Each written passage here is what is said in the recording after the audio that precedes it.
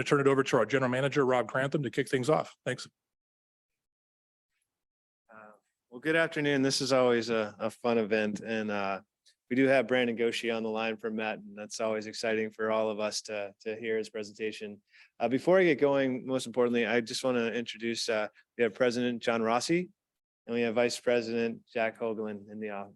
So thank you both. What's fun about Rancho is that, we talk across the state, we're a retail agency, but we're pretty unique in that we have residential, we have commercial, we have industrial, but we have ag. We were just talking about how agriculture is so much a part of our community. We just had there's 5 State Water Resource Control Board members, and we just had 2 of them down a couple weeks ago. We also had the county economic development, and it was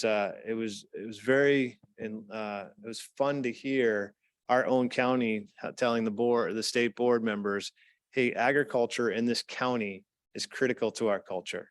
And so help us preserve agriculture and let's help it thrive. We look at our service area, the 150 square miles, it's such a critical component to our economic viability. And so we thank you for what you do. And we're very, very honored to be able to serve each and every one of you. Brandon's going to give us a fantastic presentation. In the last 2 months, we've been able to revamp what we were going to say, and we're very grateful for that. But before we get going, we're going to talk, what we've been doing at Met level in terms of the Colorado River, the state. Also talk about water supply and salinity. So water quality is a significant issue, and I know a couple of you had a chance to talk with Jack, and it's something that we're looking at, and we want to talk a little bit about the rains and the importing water from Northern California has a significant impact on that. So we're very grateful. Danielle is going to talk a little bit about the legislation. And so just one thing to note, we are advocating at the state level. We're advocating at the federal level. In fact, we have an advocacy letter going in tomorrow to the USBR, Bureau of Reclamation, great partners. And they've helped us look at what we can do in expanding our own water resources, looking at alternative supplies, building out our storage program, which you're all well aware of, and actually putting water in the ground so that we can help attenuate some of these cycles in terms of dry periods. Then the efficiencies. We did put in for a $5 million grant for another crop swap program. Now we'll see if we get there, but it's important to share that we're trying. It's important to share that we're advocating. And so you are very much a part of our community. And again, we're very proud to serve. And as we go, this is a friendly crowd. Ask questions. I know Jason said at the end, but please do engage and help us understand, what we can do to support you. And we were just talking beforehand, we may be asking you for some support letters. So as a retail water agency, we have, and Metropolitan is our partner agency. Metropolitan does a phenomenal job in terms of advocating for our needs. But sometimes it's important to hear beyond just the retail agencies, to hear from the community at large. And so so you signed a letter for us last year. We're very grateful. We probably will ask you for a similar support. And so thank you. And I'd like to just also acknowledge 2 other board members. So Vice President JD Harkey, thank you, sir. Part of this. Hey, and another grower, Director Bill Wilson, and then also from Eastern, Director Mr. Corona. So it's really quite neat in terms of our leadership. And if you look at our leadership in general, the understanding and being part of this group in this community. So before we get going, any questions, anything that you're hoping we're going to cover today so we can weave it in as we go? We'll get to the water. Absolutely. Yeah, JD was great and sent me a recent report, which, kind of made it a little more tangible for me to see. And yeah, we're very grateful for the State Water Project, and Brandon's going to share some good news in terms of, we all saw the news filling of Diamond Valley, but also just making water available. I'll be up in his offices tomorrow where we talk about, could we buy water stored in our basin in order to bring down the average, the weighted average among us per liter. So absolutely. anything else before we get going? Again, I just on behalf of the board and staff, we're very grateful you came. Would you like to say anything or? Okay. And then let me turn it over to Brandon. He is definitely the star of the show and a good friend at that. All right, can you hear me okay? And can you see the presentation okay? Yep. All righty. Well, it's a pleasure to be here. I'm not there in person, but pleasure to be here at the annual farm managers meeting. I have a long streak of being able to come here on an annual basis and give you an update on what's happening at Metropolitan. And I'm especially pleased this year because I come with good news about what's happening with water on the state and regional level. So let's see if we can get this going. Just by way of background, for those of you not familiar, I'm from the Metropolitan Water District, and we're the water wholesaler for a lot of Southern California. We have 26 member agencies over a 5,200 square mile area. And in those 26 member agencies are retail agencies and water purveyors, much like Rancho, California, who collectively serve more than 19 million people within that service area. In terms of water demand, 3 to 4 million acre feet of annual demand within the service area, and Metropolitan has provided about half of that water supply historically. So where does that water come from? This graphic basically shows that the watersheds and the sources of water supply for Southern California are spread far and wide.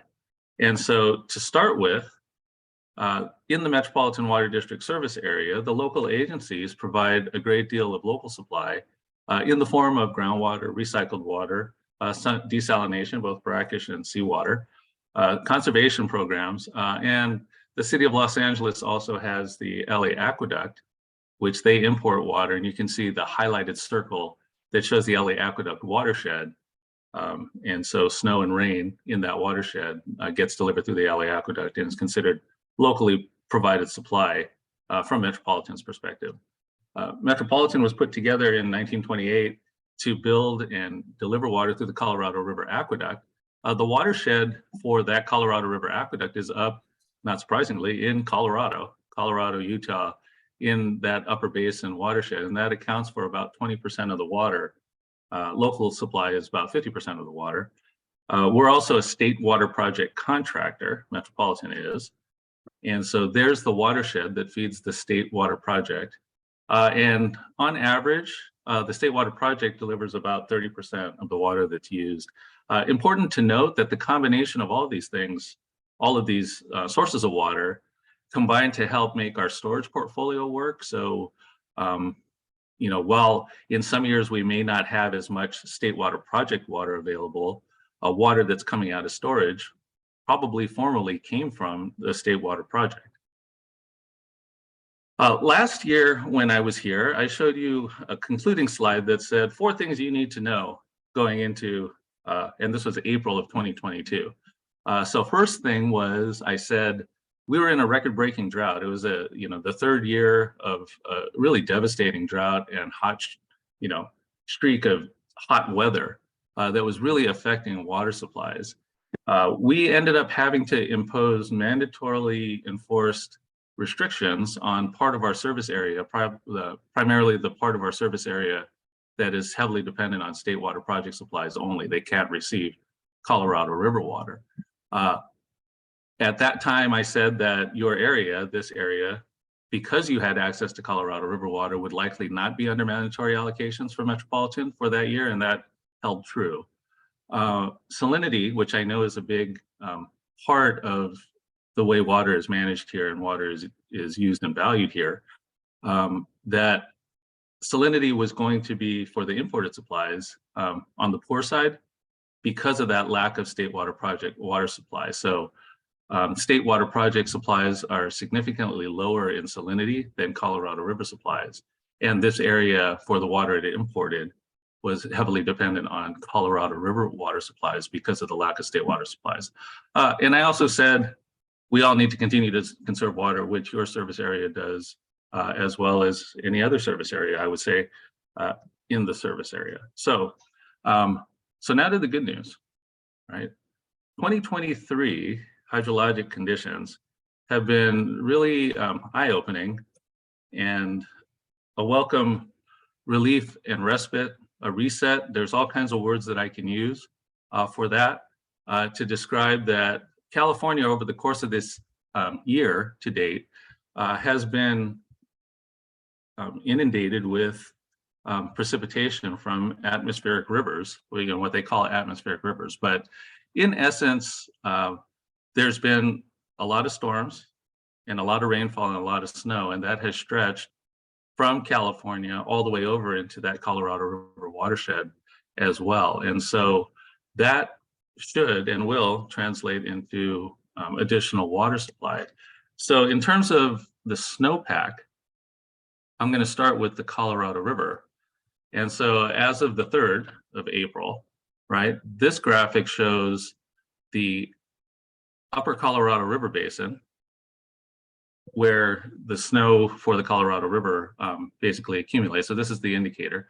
The way you read this graphic, the blue shaded area on the graphic shows the average buildup of snow water content and the runoff or melt off of that snow water content in this basin. So you can see that snow begins somewhere in October or November, gets up to about 15 inches of water content on average, then starts to melt in the snowpack, through the June or July period till all of that water has melted and run off into the rivers or into the ground. This year, there is 23.3 inches of water content to date. It's past April 1st, hasn't started melting off yet. And that's about 160% of the April 1 or seasonal average. So, basically more than a year and a half's worth of average year snowfall is in snowpack in the upper Colorado River Basin. Not quite a record, just short of the record that was set in 1983 of 24.6 inches, but that could still be surpassed. In Northern California, there's kind of an interesting story I wanted to tell about rainfall versus snowpack. I think a lot of people have been talking about how wet it's been. And when they think about that, they think about rainfall. And they think about all the flooding that happened from the rainfall. And the rain has been impressive this year, especially compared to previous years. And so this graphic shows, again, in the blue shaded area, a range from the driest year, which was 17.1 inches of rainfall in Northern California, to the wettest year in history, 94.7 inches of rainfall. The average is 53.2 inches of rainfall, and currently there's 59.5 inches of rainfall.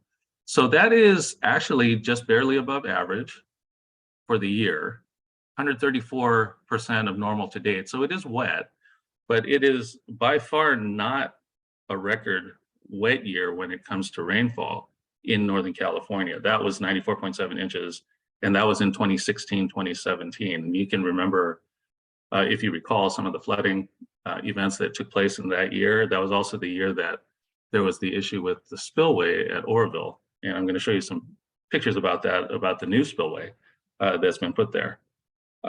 So it hasn't been that wet in terms of, it's been wet, but it hasn't been record wet. So what actually happened with that precipitation and storm events? Well, it's all in the snow, right? It's all in the snow and the snowpack. And so in the Northern Sierra, there's been 57.7 inches of snowpack, which is 192% of that seasonal April 1 average.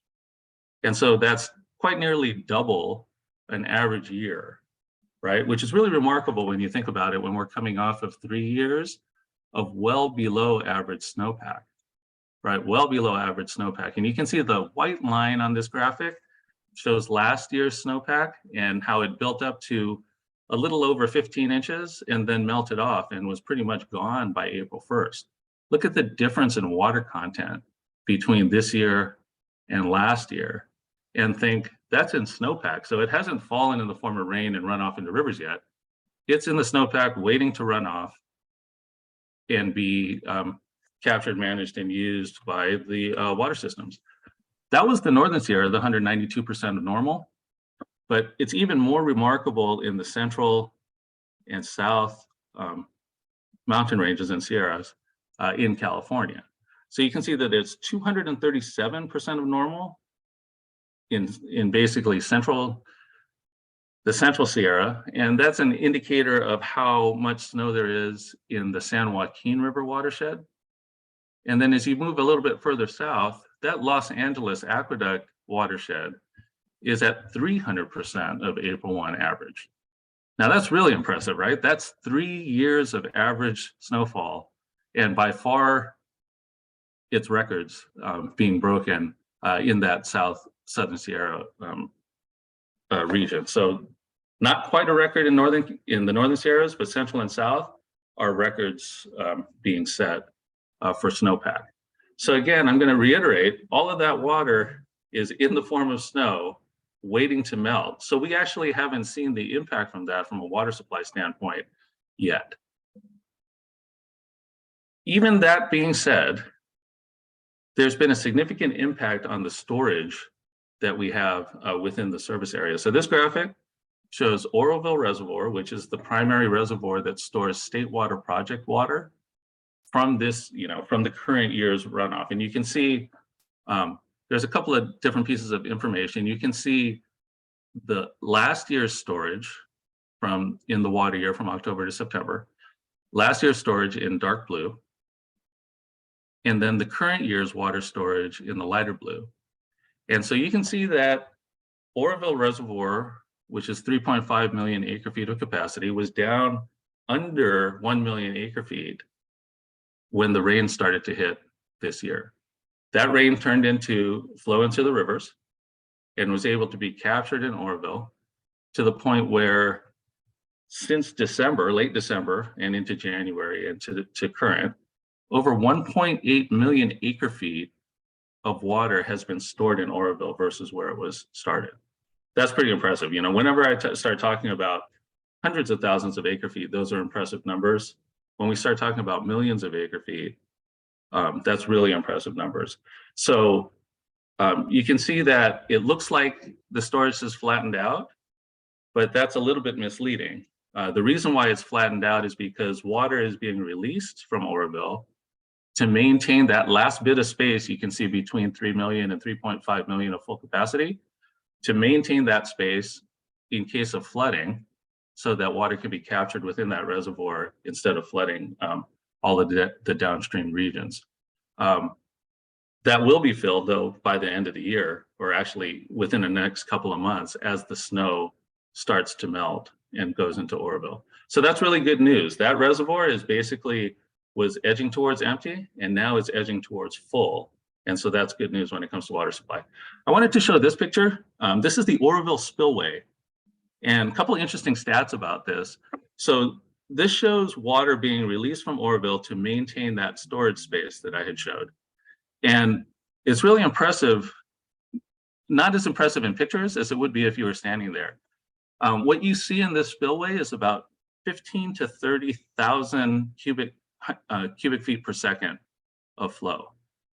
15,000 to 30,000 cubic feet per second of flow. So this has been going on since about March 10th. And since that time, about 900,000 acre feet has been released down the spillway to try and maintain this flood control space. 900,000 acre feet. And so just to put that in context, more water has flown down this spillway since March 10th than was allocated to the Metropolitan Water District and the State Water Project for the last 3 years combined.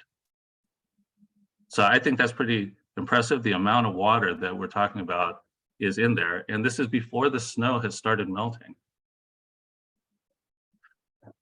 This graphic shows San Luis Reservoir, which is on the State Water Project, but San Luis Reservoir is different than Oroville Reservoir. San Luis Reservoir basically is the reservoir that they pump water out of the Delta into San Luis Reservoir to be allocated to the state water contractors. And you can see from this graphic, San Luis Reservoir was also near the empty side at the beginning of the year. Then as water started showing up in the rivers and in the Delta, the State Water Project was able to pump and export water into San Luis Reservoir to the point where the State Water Project share of San Luis Reservoir has hit full. So there's 1 million acre feet of water in San Luis Reservoir, which means basically that to date, the project has exported as much as it can because it has nowhere else to put the water at this point. So from that perspective, the State Water Project is essentially quote unquote full from an export standpoint. So another way of thinking about that is the State Water Project has been able to export as much water as has been available to it so that it's full. And so that's about close to 700,000 acre feet of storage that has been gained at San Luis Reservoir. So how does that translate into our water supply and demand and our water management projections for this year? This graphic basically shows the State Water Project allocation in history and gives a couple of interesting facts about how this is going to translate into allocation. So you can see that, so Metropolitan has a contract for 1.91 million acre feet in a full year of allocation. So these percentages show the percentage of that full contract that had been allocated in historical years. And you can see that in 2006, that was the last time that 100% of Metropolitan State Water Project contract was allocated to it in a single year. You can see that in the rest of the years, it's varied quite a bit. You see 60% and 35%. So that's a severe reduction off of 100% allocation. But if I can focus your attention over to 2020, 2021, and 2022, this was a very low period of time in terms of allocation. In fact, we had a 20% allocation in 2020, a 5% allocation in 2021, and a 5% allocation in 2022. Going into this year, in December, the initial allocation from the State Water Project was only 5% again, right? So that was before the rain and snow started to accumulate. And so now as the rain and snow started to accumulate and water is being stored in Oroville and water is being exported and stored in San Luis Reservoir, there's been a series of allocation increases. So in February, DWR increased the allocation to 30%. The following month, they increased it another 5% to 35%. And then 2 weeks ago, they realized that the system is basically running full and there's a large snowpack and has moved the allocation up to 75%. That's a big number when it comes to State Water Project allocations, because again, we're talking about, roughly 2 million acre feet of a contract, 75% of that, is 1.6 million acre feet. That's the amount of water we have to work with versus the year prior. That was only 100,000 acre feet that we had to work with on the State Water Project.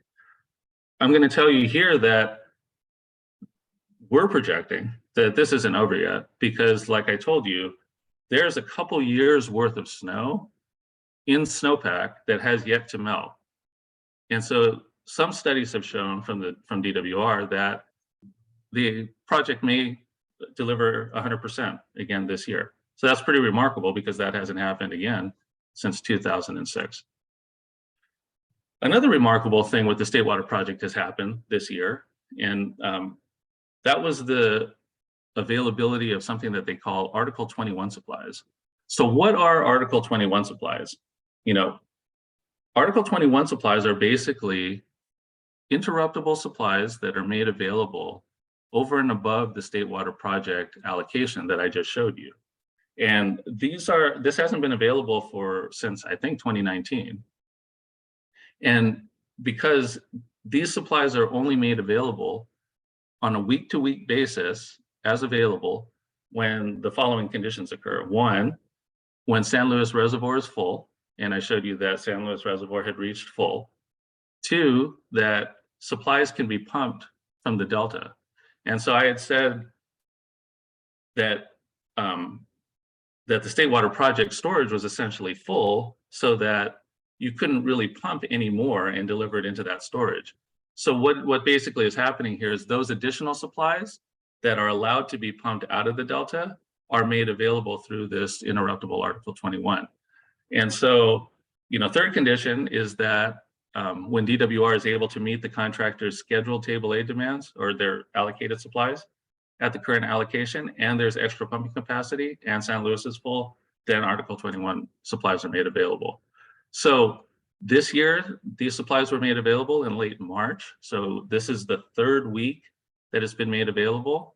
I'm happy to report that Metropolitan has been allocated and has been able to deliver into its storage 83,000 acre feet so far, and has another 43,000 acre feet allocated and scheduled for next week. So over that 3-week period, we're expecting to have taken 126,000 acre feet over and above the expected table A allocation of what is going to turn out to be 75 to 100%. So again, for context, in a 3-week period, we took more water from the Article 21 supplies than was available for the entire year through Table A allocation in 2022 or 2023. In 2021 or 2022. So what does that mean in terms of supplies and demands? Well, here's a breakdown of our state water project supply at the 75% allocation with the Article 21 water that was made available, on top of the estimated Colorado River supplies of a little bit less than 1 million acre feet. Together, those supplies are about 2.26 million acre feet.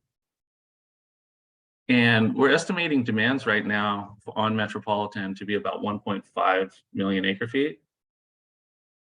That means that when we look at our total supplies versus our estimated demands, there's about 747,000 acre feet of water.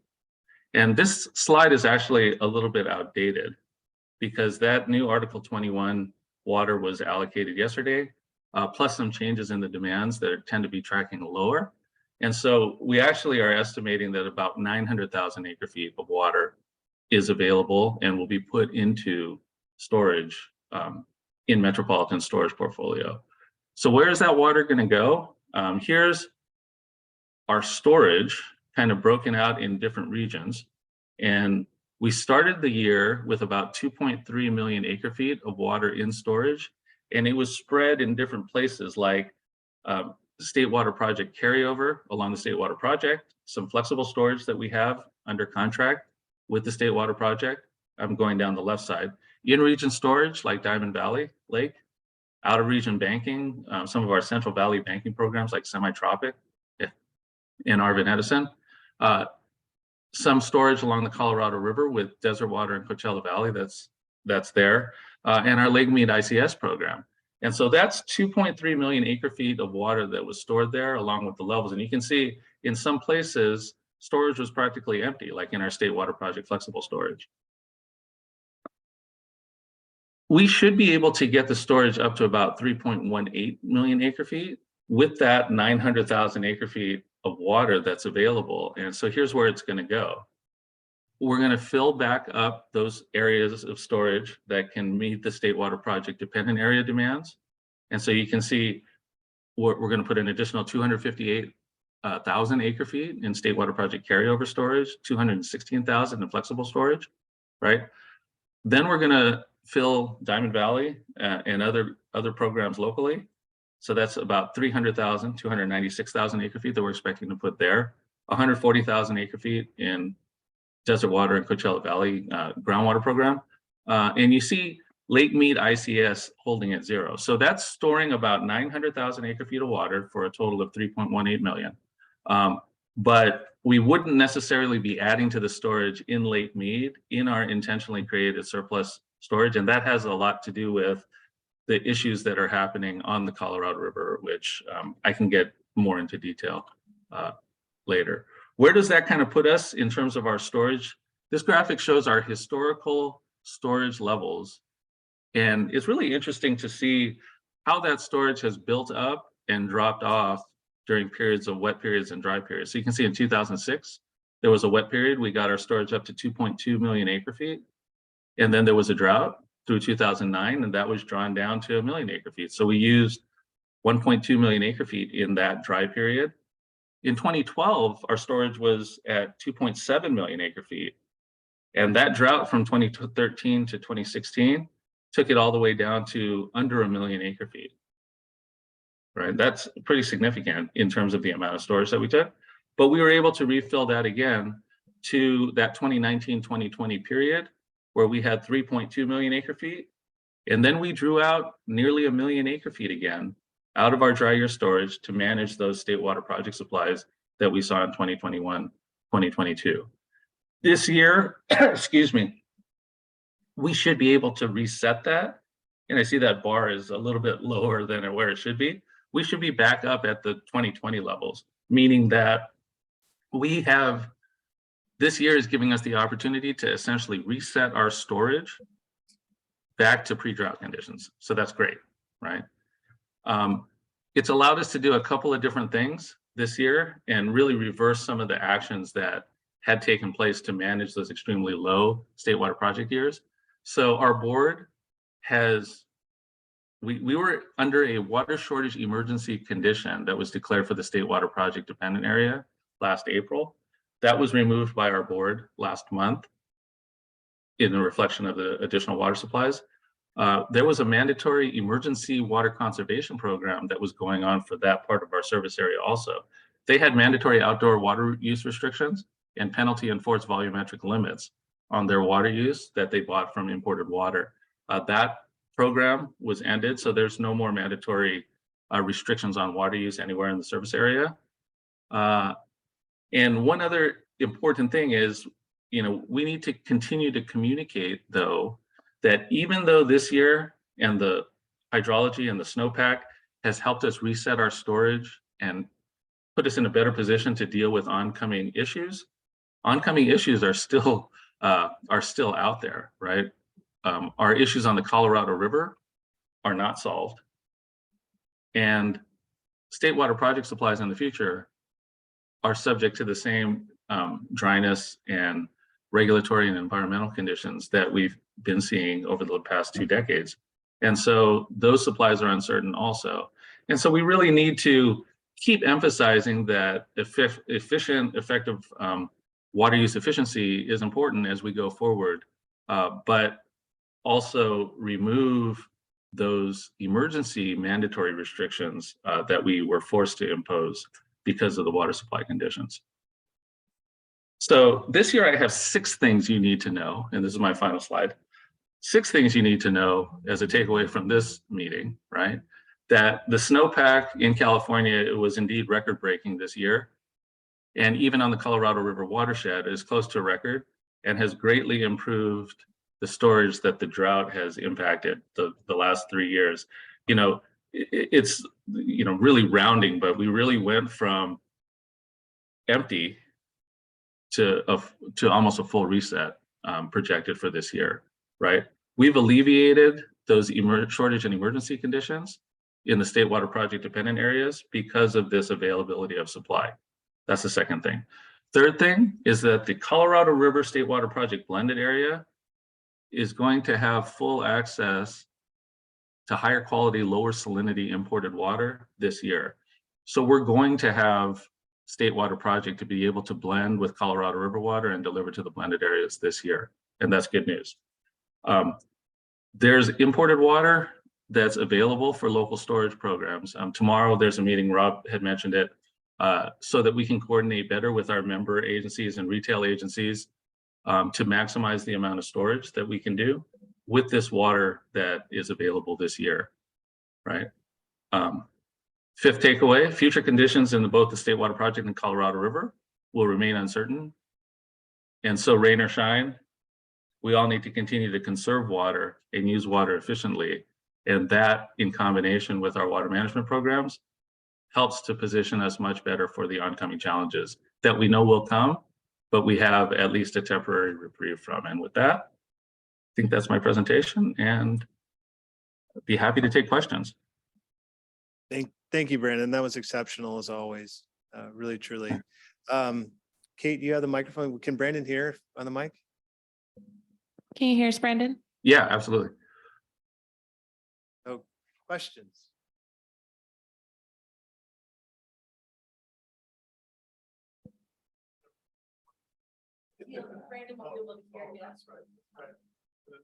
With the anticipated surpluses, is it realistic to think that we can get back into the old seasonal off-season storage program at reduced rates?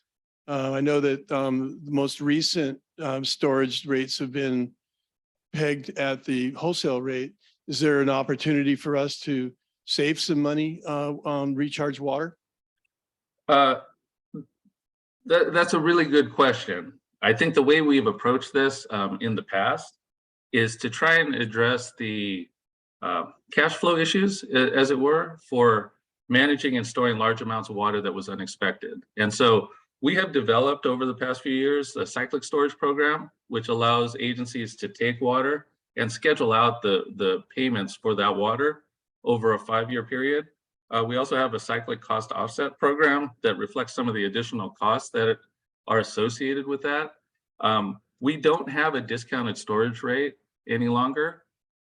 However, we do have that meeting tomorrow where we will be discussing with the member agencies and their retail agencies ways of trying to maximize this available water supply. And so, is it possible that we come up with something that is more palatable for agencies to be able to maximize their resources? I hope so. I hope so, because, this year is a blessing, and we need to make sure that we take full advantage of it in a coordinated effort with our agencies. Do you expect, Brandon, that we will start out our irrigating season in the next few months with state water project water, or will we still be receiving Colorado River supplies in this area? So I think it has already started now because of a shutdown. So I think we're primarily on state water project water in the Colorado River blended area. And I think we're going to continue to stay at high levels of blend throughout the year, given the amount of water supply we have. So yes, I think that higher quality, low salinity water is already going to be available, I think, in the time that you need it. Very good news. Thank you. Brandon, Jake has cash on the barrel for any. I'm kidding. Yeah, Brandon, can you elaborate a little bit for the folks in the audience about the Arvin Edison arrangement and the Desert Water Agency arrangement? I know everyone drives down the 10 freeway and they see water in Whitewater Canyon, and that's going to the Desert Water Agency, but that is actually not state water. And that's a paper deal. So I was wondering if you could explain that to the folks. Yeah, absolutely. So I'll start with the Arvin Edison program. So Arvin Edison is an irrigation district in the Central Valley of California near Bakersfield. And over the past, 2 or 3 decades, we've set up a number of arrangements to store and bank water within the groundwater basins, and Arvin Edison is one of them. So the way that program works is that we have an amount of storage space. I think it's 200,000. Don't quote me on that. But there's a significant amount of storage space within their groundwater basin that we've funded capital programs to build basically wells to be able to put water into and take water out of that groundwater basin, like a conjunctive use storage program. And so that's how the Arvin Edison program works. And there's, like I said, there's several of them with Semi-Tropic, with Kern Delta, and other irrigation districts along the Central Valley. The Desert Water and Coachella Valley Advanced Delivery that I was talking about works in conjunction with an exchange program that we have with those 2 agencies. So let me see if I can explain this. Those 2 agencies are state water project contractors that don't have a physical connection to the state water project. So instead of building a physical connection to the state water project, they instead made an agreement with Metropolitan to take delivery of their state water project allocation and then exchange Colorado River water, which they can get off of the Colorado River aqueduct. That storage program is to allow Metropolitan to advance deliver water when it's available, so that we don't get caught in a situation where where we have to exchange state water project water for Colorado River water that might not be available to them and then available to us. And so when we can, we are able to deliver water through that whitewater connection, like you were talking about off of the 10, deliver water into their groundwater basin in advance of those exchanges in the future and build up a groundwater account so that Desert Water and Coachella Valley can get their water when they need it, and we can facilitate the exchange on the state water project supply. The benefit to Met in this is that they pay the cost for that state water project supply and it's higher quality water. So it's a good thing for us. Okay, I got a couple more questions. Sure. The next question is, clearly in the Southern Sierra, the snowpack that is going to go to the city of Los Angeles is going to be far more than what Los Angeles can use or deliver. Is there anything, maybe this is something you're going to discuss at tomorrow's meeting, but is there anything that can be done to utilize that water before it ends up in Owens Lake? Because Lake Crowley is not going to be able to hold all that water. And LA's aqueduct is not going to be able to deliver all that water. Right. So is there anything that's being discussed so that it doesn't get wasted? So yes, the things have been discussed. I think that the issue that we're dealing with this year is that there's just so much water that's being allocated on the state project that all of our options are basically being filled up. So everything that we could do to help manage water for them, that space is already being taken up by the 75 to 100% state allocation, plus the additional 120 and maybe even more 1,000 acre feet of Article 21 supplies. So I think our options to be able to manage additional water is limited in large quantities. And that's, it's an unfortunate outcome of the amount of storage that we have available for a year like this, which is so extreme. Okay, and my last question is, so we're looking, in all likelihood, we're looking at Oroville and State Water Project facilities being full for the entire summer. And then you're going to have your cyclic program that's going to go on for quite a while. When you think about it, it is possible that the lakes in the north will need to be drained to a certain point for flood control going into next winter. So is it likely that these programs will be lasting into next winter? So I would say more likely than in a year where storage like that doesn't exist. On an annual basis, the state water project allocation is basically determined by water and storage, plus that year's snowpack, rain, and runoff, right? So like last year, the storage was basically empty. So a great deal of runoff is being used to meet that 75 to 100% allocation. If it leaves the storage relatively full going into next year, save for the flood control space that you mentioned, then the allocation range next year will be much higher than the allocation range was this year. So this year we had an initial 5%. If the storage is full, the initial allocation will probably be something around 30-something% or more. And then with normal rainfall and snowpack, then you move closer to those higher levels of storage, and then that would allow us to keep local storage programs on for longer.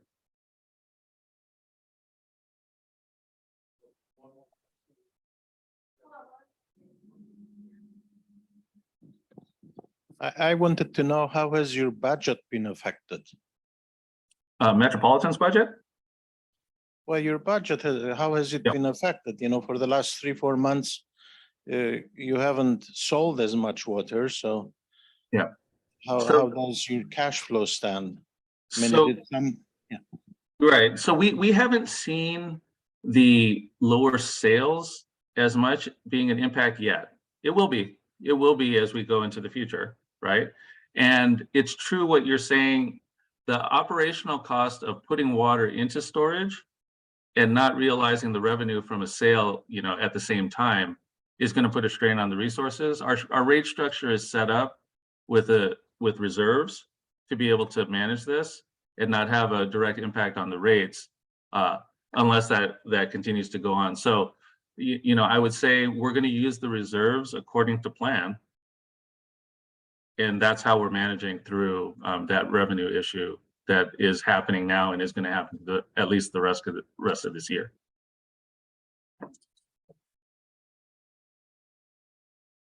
Just one more question. You showed the slide showing the Article 21 water that was available off the state project. That seems like a minuscule amount when you're talking about 80,000 acre feet within context of millions of acre feet that are flowing around the state that are in storage. Is there any conversations that are taking place that would increase that so-called Article 21 availability?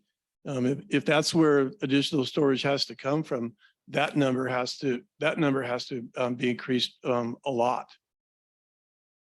I think it has to do with when we talk about the relative size of the runoff that's occurring, versus the amount that can be pumped, because the amount that can be pumped and exported is still subject to the regulations, fisheries protections, et cetera, water quality restrictions that it always is. So there's a certain amount that you can pump, and that amount is relatively limited all the time, right? Relative to the amount of runoff and snowpack that there is.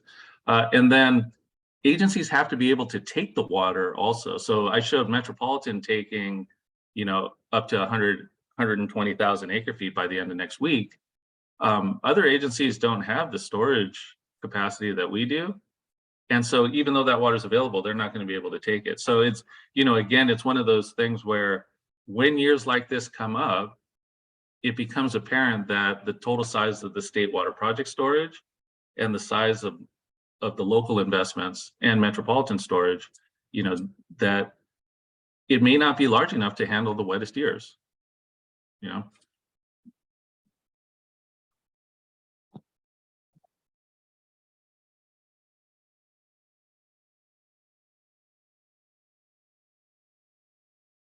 One second.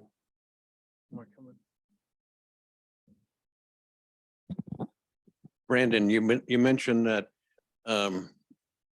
MWD has stored Colorado River water. I guess that's in Lake Mead. Yes. What percentage of the Lake Mead water belongs to Metropolitan right now?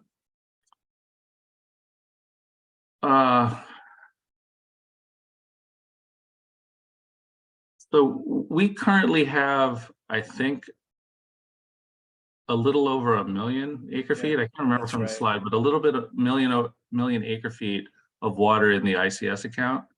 And I think the lake is currently at about 10 million acre feet. I think it's less than that. Yeah, it might be less than that, like 7 million acre feet, right? Less than a third full. So, 1/10 of the water or more is water that was added through the intentionally created surplus. Okay, a follow-up question about Lake Mead. You have water there, which obviously is keeping the level of the lake up so they can produce power and everything else.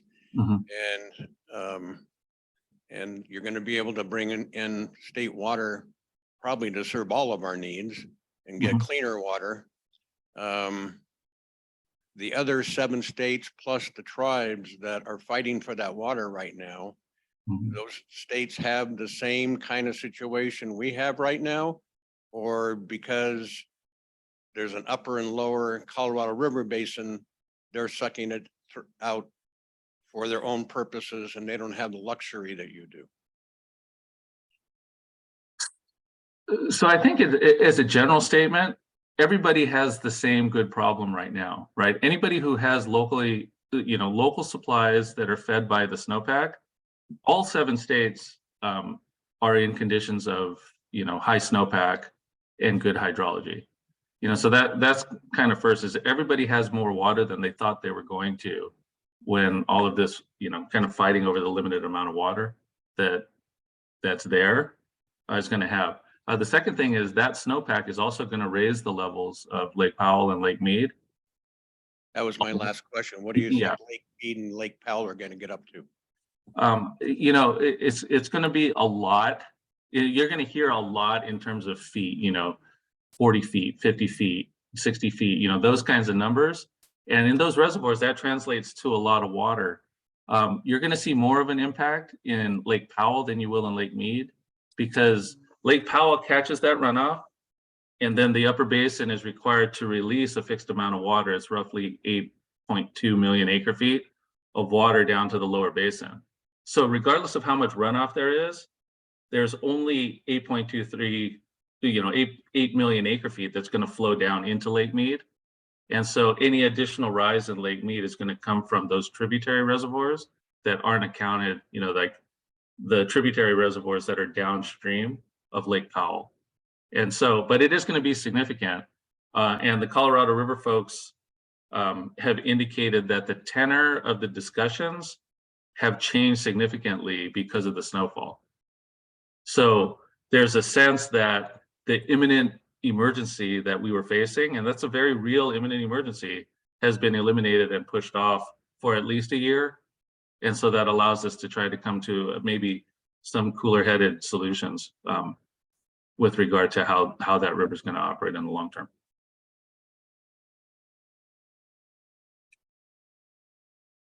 Any other questions for Brandon? Well, Brandon, as always, oh, sorry, one more. I apologize. Oh, no, you, Does WMWD have any future plans for new storage facilities like Diamond Lake? so we are currently undergoing a storage investigation that was primarily spurred by the issues that we were having in the State Water Project dependent area. But there's a study going on for basically trying to identify additional sites for storage. And I shouldn't have used the word sites because that confuses what I'm going to say next, is that Metropolitan is also a potential partner in a project called Sites Reservoir Project, which is a large reservoir that is contemplated for north of the Delta along the Sacramento River. And so that storage plus the storage investigation that we're doing locally, plus an improvement, an ongoing improvement of our conjunctive use and groundwater programs in basin. That's our storage strategy going forward.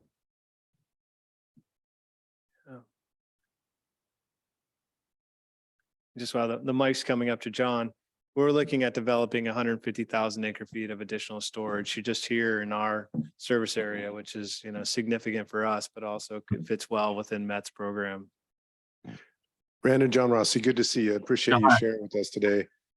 This is more of a thought maybe for our staff as much as for Brandon, but I understand that we have pretty good projections on TDS, like on a weekly basis. I know at least what's coming from Skinner, and of course our groundwater modifies that. But I was just talking to Jake Wiley is our Assistant General Manager, Engineering Operations, that maybe we could post something weekly, or it doesn't change often or too much, some kind of range, plus or minus 50 parts, something like that. So at least people that are making decisions would have a little bit of information on, and it maybe what it was last year too, to see how much has changed. That's great. And Jason, did you?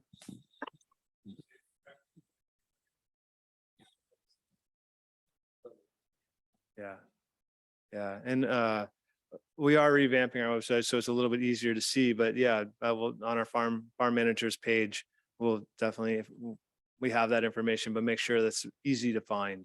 Thank you. Anything else?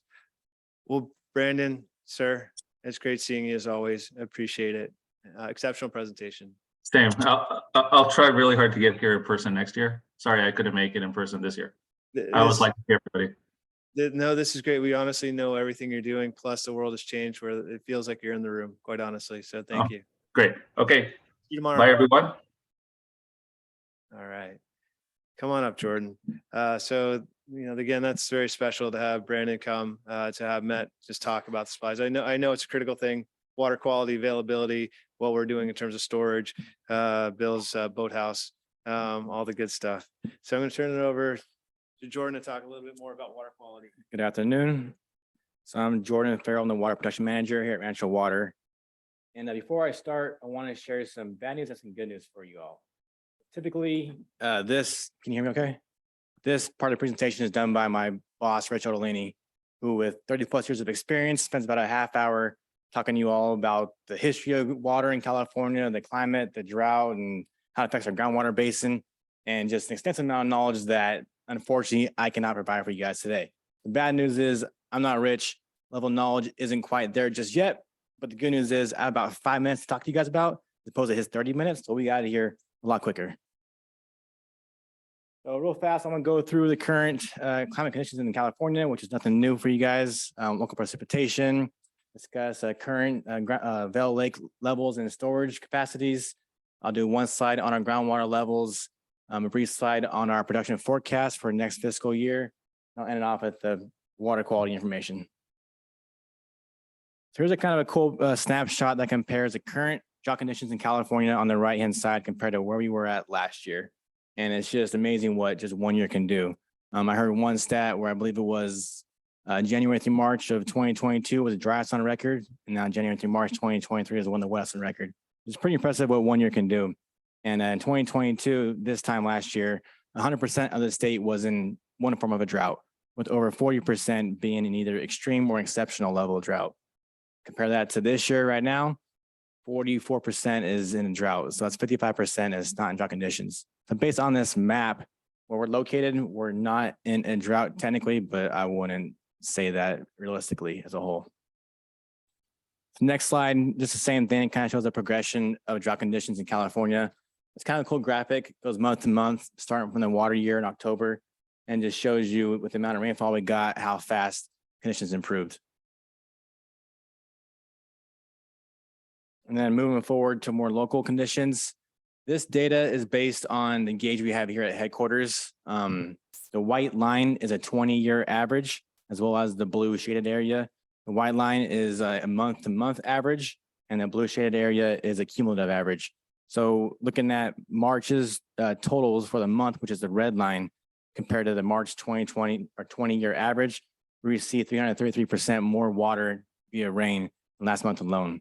And then more importantly, with the water year cumulative total, we're already at over 200% of what we have traditionally been historically. So it's pretty impressive. But also what matters, yes, rainfall is good. Obviously, it helps everything supply-wise. But what matters for us in our groundwater basin is where that rainfall falls. And so this kind of graphic's pretty cool. It shows the different gauges we have throughout our district and measure the rainfall data.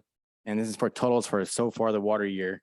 And what's important to note is, again, rainfall is good no matter where it's at, 30 inches on the west side, 14 inches by Vail Dam. The Papa Valley subunit, where we have those well clouds, that's where we have about 2/3 of our production comes out of that well field. So it's important that when we do get rain, that it's long-term consistent and falls within that portion of our basin to actually see an increase in our water levels.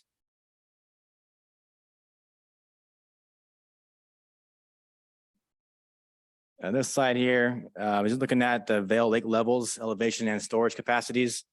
Again, a lot of information on this slide. The lines are the elevation levels and the bars are the storage capacities. And it's crazy just from the amount of rainfall we got from November, December, January, as much as it was, we didn't really break even from last year until March 1. So from before March 1, we were in a deficit still from the previous year, which goes to show how low Lake was and how little capacity we had. Then since March 1, you can see it just elevate and spike tremendously. And so for the water year, you gained over, I think it was about 20 feet in elevation in the lake and captured more than 8,000 acre feet of water. So we're still below the minimum operating level, the interim operating level, but we're definitely in a much better place where we have been in the previous few years.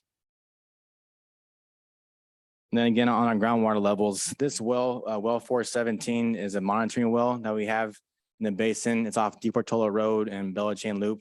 It's kind of like our measure of the health of the basin. It's kind of where our water rights are back and tied to. And so looking at the history of the depths of the well, just going back about 12 years or so, with the rain that we received the past few months, it has risen levels only by about 8 feet. So while 8 feet is good, it's not where the basin wants to be or we want it to be at, but we're definitely headed in the right direction. And this slide is kind of funny to me. I got it from last year's as an example. And it's just an outlook from NOAA, from the National Weather Service. they forecast based on their expertise, the chances of precipitation for the next few months to 6 months. So the map on the left is our outlook from April, May, and June compared to historical chances of rain. And so according to this map, they're saying that we have about a 40% chance of being below normal precipitation, which that's true. Okay, it makes sense. But their map that they put out in October of 2022 to forecast December, January, February precipitation, it said we had a 50% chance of being below normal precipitation. So again, could be accurate, could not be accurate. It's just kind of information I wanted to share with you all just in case. And then again, with the groundwater basin management, yes, we got more rain. Yes, it helped out with levels everywhere, but we're still sticking to, as of now, I believe, our traditional, our well-filled budget that we set late last year. The 15,000 acre feet of native groundwater is kind of in the same realm we've had produced the past few years. So we're sticking with the same amount of native groundwater, which is about 30% of our production. The imported groundwater is going to be the same as it has been in the past couple of years, 14,500 acre feet, which hearing from what Brandon was saying is going to be an increase in water quality, which will be a benefit throughout the entire basin. And then to how does that impact water quality? So the next two slides are how it's always been on TDS and chlorides. So this year though, I have two maps, or not maps, charts. The one on the left is our current values based on like a 2.5 year average of our well field, our 0% blend from state project water through Lake Skinner treatment plant. And then the green chart is where we're at in the distribution system. And so current levels, again, 0% blend. This is what we have, and this is the worst case scenario, what we will see in our system this next fiscal year. Obviously, from what it sounds like, that's going to change for the better. So that's the worst case scenario on the left. On the right-hand side is a 50% hypothetical. If our blend from Lake Skinner was 50% state project water, this is what I forecast our system to see. The well field probably won't change that much in that shorter time. The met water, last time we had a 50% blend from Lake Skinner was, I believe, in 2020, and TDS at that point was 410 parts per million. And also in the system, looking at our past sample results, our TDS is about 420 parts per million in the system blended. So hopefully, Lord willing, that's the case, and that's only gets better from there. Looking at chlorides, again, the same type of information, different constituent. Current blends 110 parts per million in the system based on our sample locations. And then on the right-hand side, we do get a 50% blend from Lake Skinner, state project water. The blend will be down to 93 based on historical data that we have.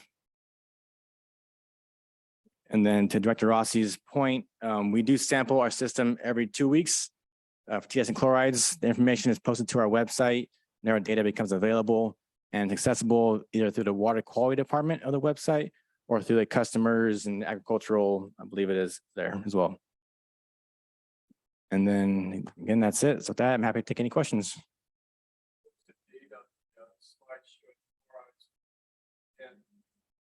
110. So that is an average of our system. So from an average of the entire year to date. Yeah. So it could have been when we had 100% well water on, or could have been a blend of when we had a partial well, partial import treated water, just a blend of the entire year. If I do have it, not on these slides. If you want to see it in real time, you can go to the website and it's on there in real time, the information from the recent results. But we do them every 2 weeks. So we would have had done it a week or so ago. Really? Okay. I don't think so, but we've taken some samples here recently that show chlorides at about 150, and we're wondering, are you running the Santa Rosa division on well water, on all local well water? It depends on the time of the year. So during the I mean now. now, no. Okay. Oh no, I'm sorry. Yes, you are. Yes, right now. How much longer will you do that? Until demands pick up system wide. So right now we've had just a blend between our recharge water with the VDC wells as well as native production. In late winter, it was only the VDC wells recharge water. Now demands have picked up some slightly. So we are doing a blend of native water and VDC recovery water, but we haven't had import treated water in several months. And so historically, I've seen it start as early as March. This year, I'm off to a late start. So it's hard to say based on the demands of the system. We're likely going to, a lot of the irrigators here are likely going to start irrigating next week. Mhm. it would be nice to think that after this wonderful leaching that we've had, that we could start with a high quality supply of water as opposed to start out with high chloride well water. And it would certainly help us from a growing standpoint. I know it hurts the district's bottom line, but it would be wonderful to start out with a higher quality water. I hear you. And as of now, we're still receiving a 0% state project water blend from Lake Skinner. One source said they won't see any blend until summertime. Another source said they could receive a 50% blend leaving their plant by summertime.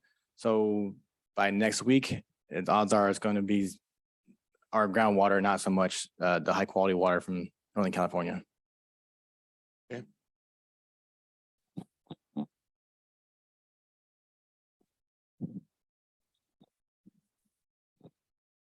Yeah, so for us more senior members of the audience who don't have 2015 vision, can we go back and the chart, the groundwater chart?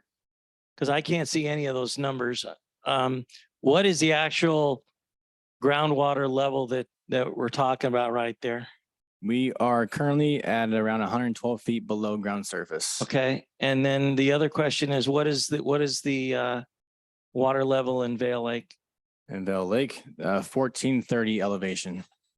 Okay, and feet wise, I don't know how deep that is. And you said that that's below your minimum operating level? Yeah, 1435, I believe, is interim operating level. Oh, that's not, you don't have a minimum on Vale Lake. Well, 1435 was the original level. That was the agreement with Vale Lake before Rancho owned it.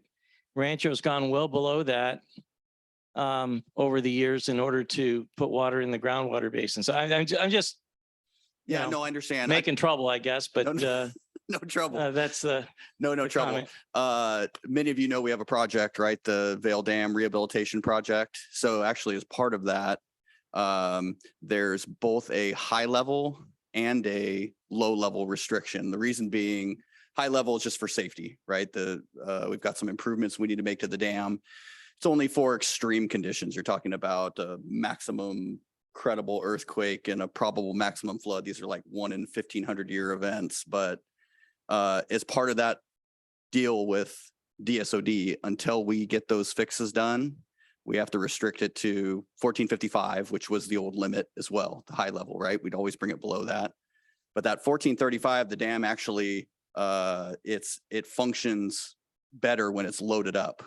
And so they set that 1435. I know it's exactly the same as the old Johnson level. Right. It's funny how that works.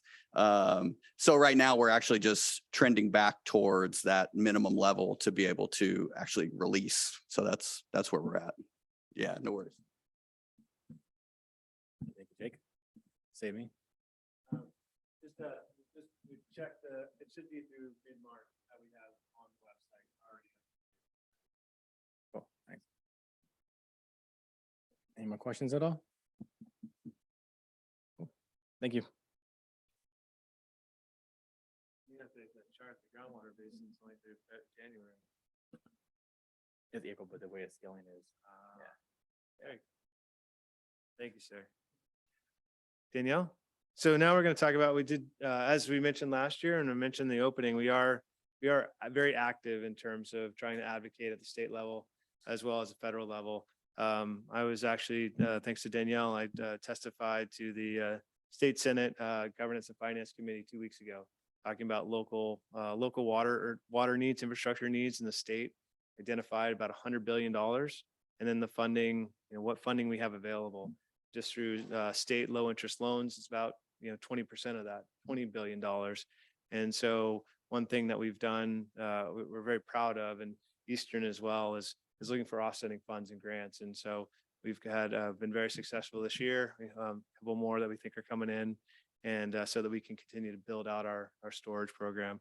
But with that, I'll turn it over to Danielle Coates, Senior Government Affairs and Public Affairs Manager. Thanks, Rob. Yes, I'm the Senior Public and Government Affairs Manager with Rancho, and I've been fortunate to be with you guys for just a little over 9 months. So this is my first farm managers meeting, and I appreciate the opportunity to be before you today. So not to belabor the point, but California entered into a drought in October 2021. We are technically still operating under a drought, even though the governor did roll back a number of provisions that were under his original drought authorization. So I just wanted to sort of set the standard on where we are as far as the official nature of California operating under a drought emergency. I know Brandon spoke quite lengthy about Oroville, but I wanted to give you another image to sort of demonstrate the paradox of California water, which is enough is not necessarily ever enough. In that when we look at Lake Oroville, only 6 short years ago, it was flooding, there was the spillway issues. A couple years later, it was almost completely dry. And now we're up at 182 feet since 2022. So that's pretty amazing when we consider the volatility of California water. So as Rob indicated, even though we're operating under a drought and we have been successful in responding to the ask to conserve water, we have been active in the state asking the governor to invest in new water supplies and encourage the development of new water supplies. Last summer, the governor did release the California Water Supply Strategy, and that did articulate a number of investments the state should make to make sure that we have enough water going into the future. And Rancho has been very active in reviewing these documents, communicating with the administration, and positioning the district and the region in a manner that would be able to take advantage of any opportunities to streamline permitting or seek external funding.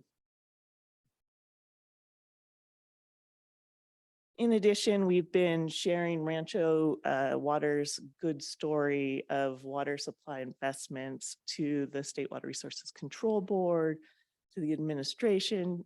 We've been fortunate to have a number of visitors come to our district so we can share our story and advocate all that we are doing in terms of ensuring reliable water supply development locally, ensuring that we are communicating, that we are conserving and being active in those calls for action. But again, going back to the need for the state to continue to invest in new water supplies, the water industry is pursuing SB 366 by Senator Caballero. This would require the state to develop 15 million acre feet of new water supplies by 2050, with an interim target of 10 million acre feet by 2040. So that's a really strong ask. We are holding the administration's feet to the fire and say, we are adhering to your calls for conservation. You need to adhere to opportunities to develop new water supplies. In addition to SB 366, we're also advocating for SB 659, which would allow for another 10 million acre feet annually of recharge. DWR has put out a report that estimated that between 2 and 13 million acre feet of recharge annually could be developed using existing infrastructure. So we think this is a reasonable ask to make of the administration. So we've been active in communicating not only the need for new water supplies, but what those water supplies and what those investments can look like at the local level. We wanted to share some of the asks that we've been making at both the state and the federal and the local level with our county for funding to advance new projects. So I want to specifically point to the Rancho pump station expansion, which is investment in expanding the existing Rancho pump station to build resiliency with a longer term thinking of feasibly putting in place a rapid aerial helicopter pond to assist with wildfire out in sort of the Duluth and the Tanaha area. We're also investing in looking at offsetting some of our energy use with some inline hydro projects. And then as was shared earlier, we're not only looking at advancing possibly an additional crop swap program of our own, but we're working with our partners across the border in San Diego and also across the county to see if there's an opportunity to share what we've been fortunate to do here and extend that good program elsewhere. So I think we've been really successful in sharing the Rancho story and building a lot of support for what we're looking to do, and we continue to seek that external funding. It's been helpful. So I just wanted to briefly provide you with an update at some of what we're doing at the state and federal level, and I'm be happy to answer any questions.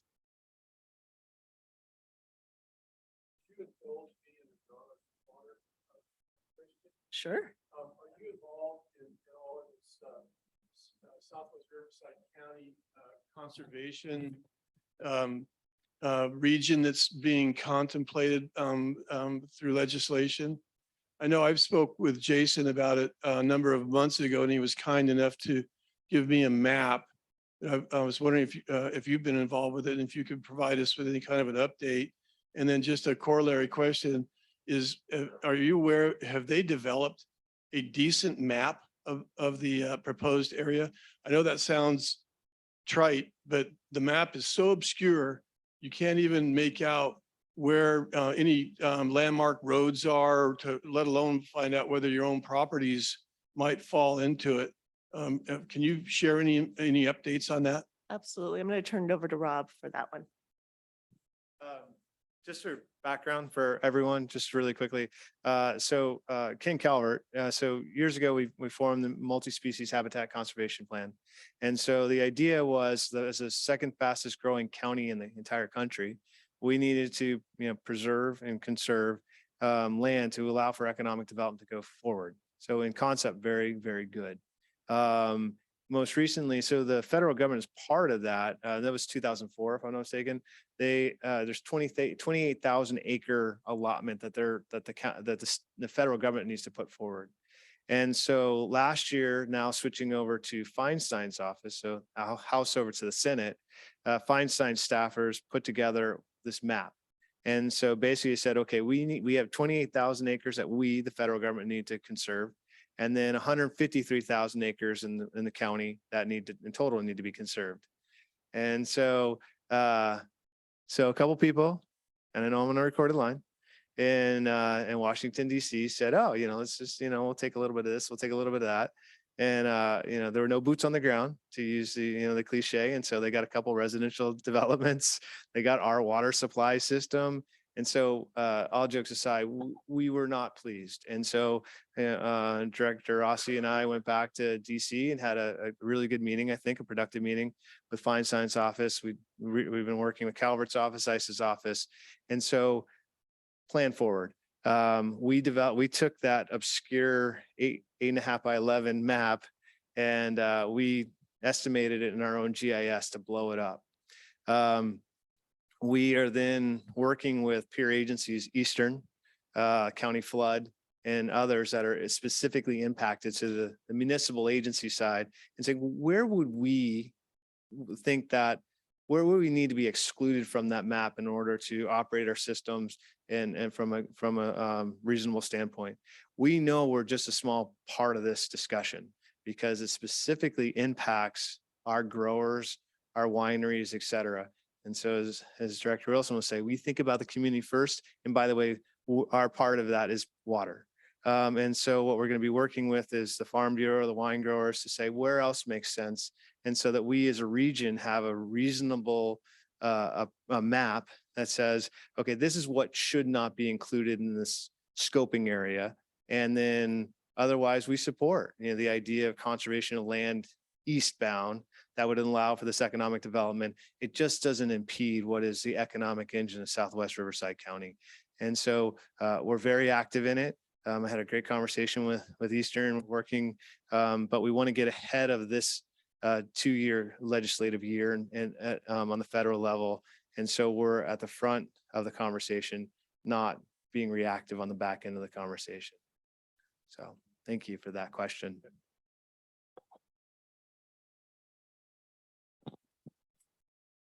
Anything else?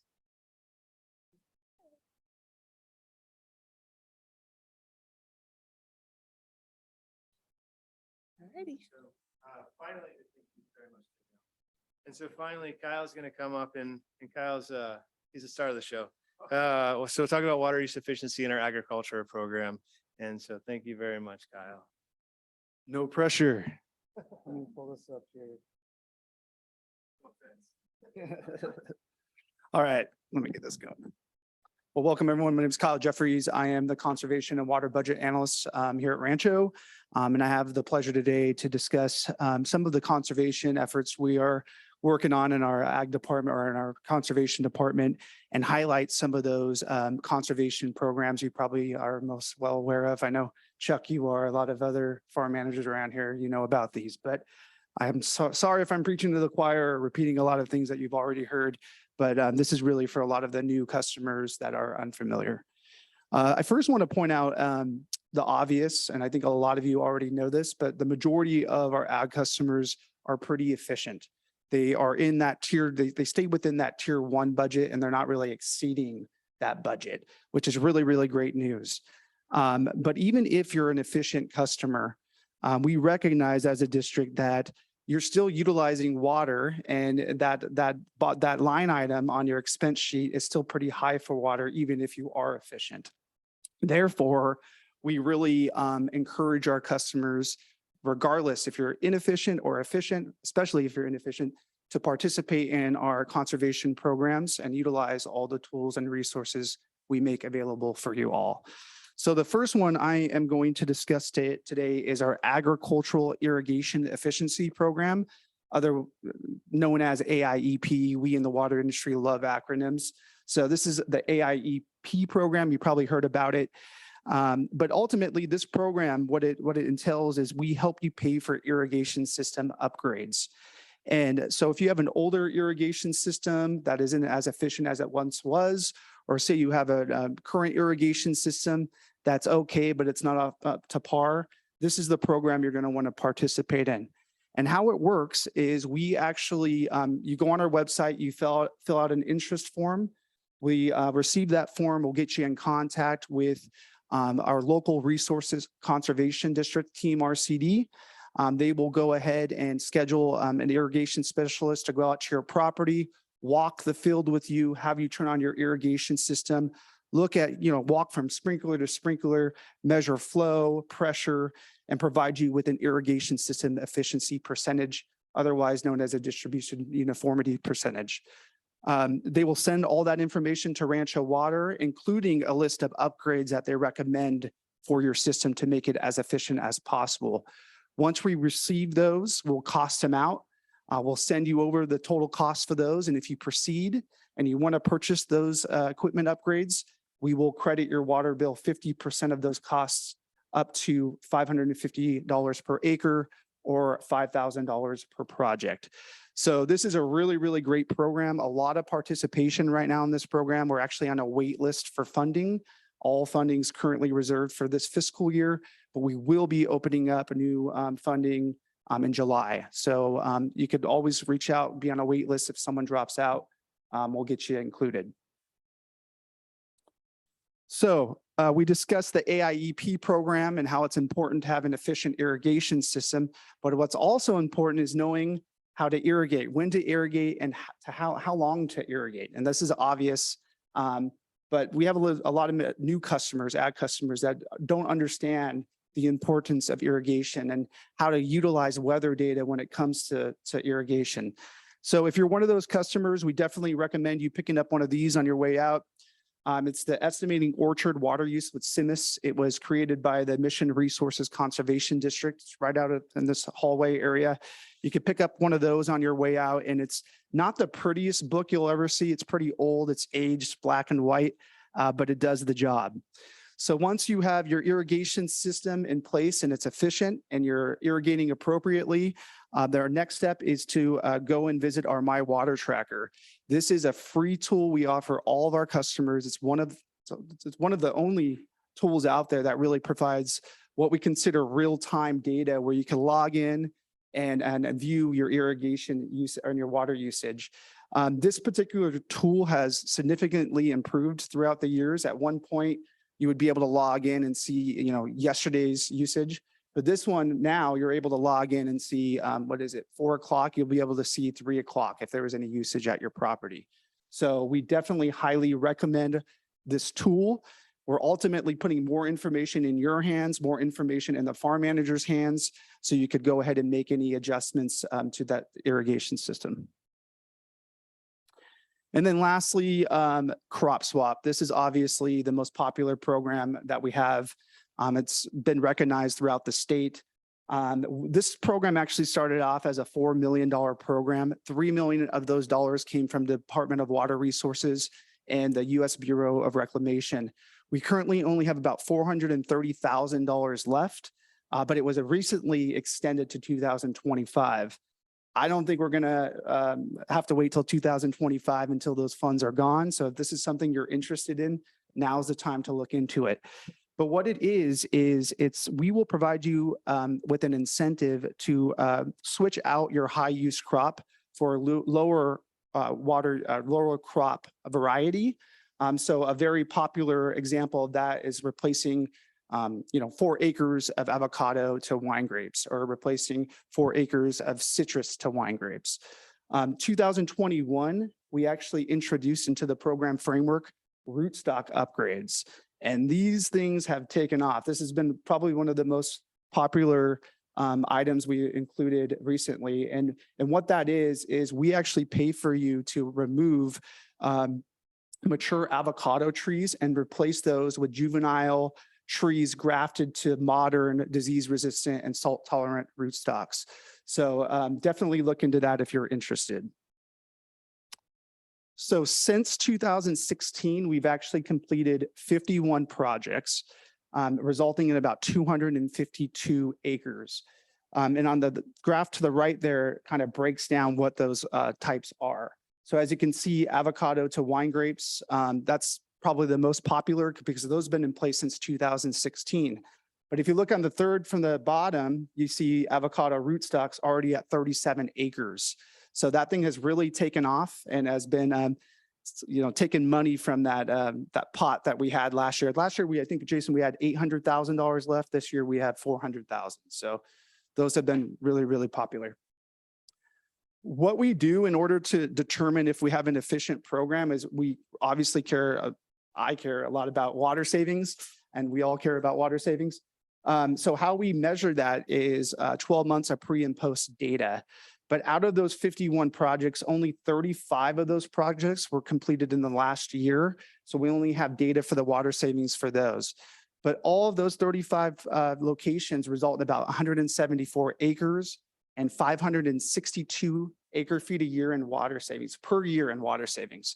So that's about 168 million gallons of water, which is significant. So the most common question our department has been receiving recently is what's going to happen to crop swap once it's gone, the funding's exhausted.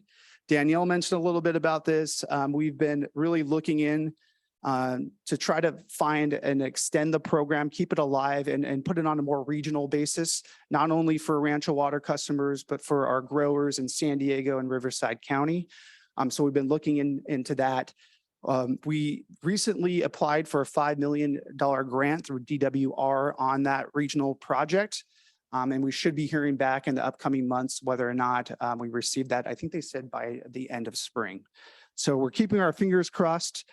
But in addition to that, we're also trying to make crop swap available through NRCS. And for those of you who don't know, NRCS is Natural Resources Conservation Service. NRCS funds a lot of programs, typically best management programs like drip irrigation installations. But in order for crop swap to be eligible in that funding, it would require our federal government to actually modify the language in the Farm Bill. So we've been working, Danielle, Rob, our whole team has been really looking, Jason, have been finding ways of trying to incorporate that into the Farm Bill. And we've been even working with Rose Corona at the Team RCD and other local RCDs as well.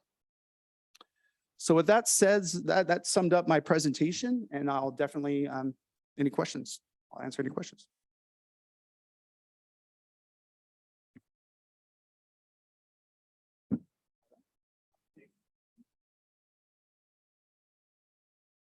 Well, that's generally the end of our program.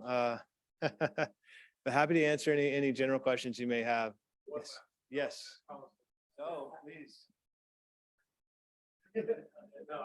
We have time, plenty of coffee and cookies, so we're here. There you go. This is it. This is my last one. Can you explain a little bit about the chlorination process? We've been told sort of anecdotally that the district has gone away from chlorine gas and is using sodium hypochlorite as a chlorination medium.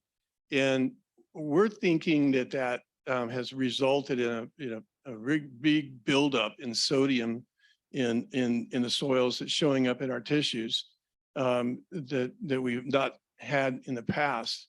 What we're seeing is just incredible leaf damage up in the Santa Rosa division, even in spite of a 30+ inch rain year. And we think that it may be attributable to the going away from the chlorine gas. I understand that during COVID that chlorine supplies were pretty spotty. I'm involved with the water district down in San Diego County that we had some real delivery issues, and we were considering going to the other use, but the supply issues have leveled out and we're staying with it. I was wondering, will Rancho go back to chlorine gas? No plans to go back to chlorine gas. So chlorine gas was the way to disinfect our system years ago. I don't know, about 10 years or so, we converted our system over to on-site generation. We're generating chlorine on-site. So it's not bulk delivery, 12.5%. We generate a 0.8% solution on-site at our facilities. So we take salt delivery and we have a system that takes that plus electricity and turns into a chlorine solution. And that's at all of our well sites and some of our booster stations. So for safety measures, chlorine gas so far is off the table. We're sticking with the on-site generation. And then going with the bulk, going to that one, there was concerns about availability and right now it's cost for that.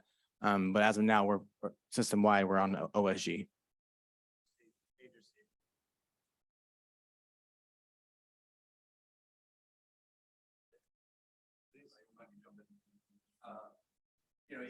It's a low dose.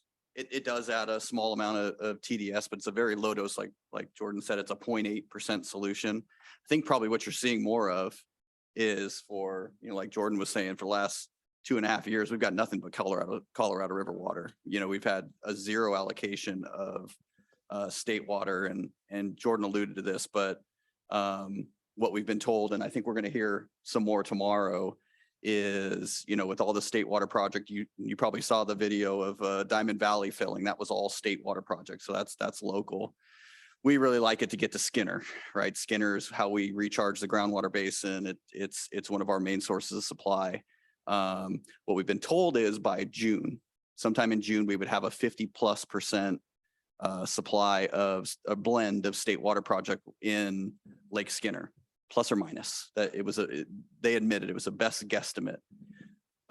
What we're looking to do in anticipation of some programs that we're going to hear more about tomorrow is really we're going to try to pile on when that state water project water becomes available. Kind of in two ways. Obviously, we get it directly, right? Just our normal operations. You'll see the benefits of that. But they're going to offer us some groundwater storage programs, and so we're looking very much into, especially if we get that good blend, into taking a good amount of water and putting that in the ground for future years, right? So that's going to be now the blend.